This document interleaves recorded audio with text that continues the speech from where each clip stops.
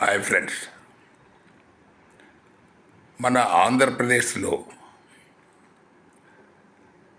చాలామంది దళితుల మీద దాడులు, హత్యలు, దళిత మహిళల మీద మానభంగాలు, అలాగే గిరిజన మహిళల మీద కూడా, తర్వాత గిరిజనుల భూములు లాక్కోవటం, ఇవన్నీ జరుగుతున్నాయి.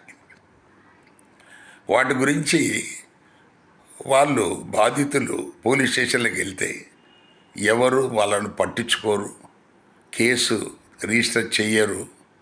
తర్వాత ఉల్టా వాళ్ళనే బెదిరించి మనకు మన గ్రామ పెద్దలు, పెద్ద కులస్తులు వాళ్ళ మీద మీరు కంప్లైంట్ పెట్టే మొగోళ్ళ అని వాళ్ళనే దూషించి, లేకపోతే నిన్నే లోపలేస్తామని చెప్పేసి అవసరమైతే కాలుతో తన్ని పంపిస్తున్నారు.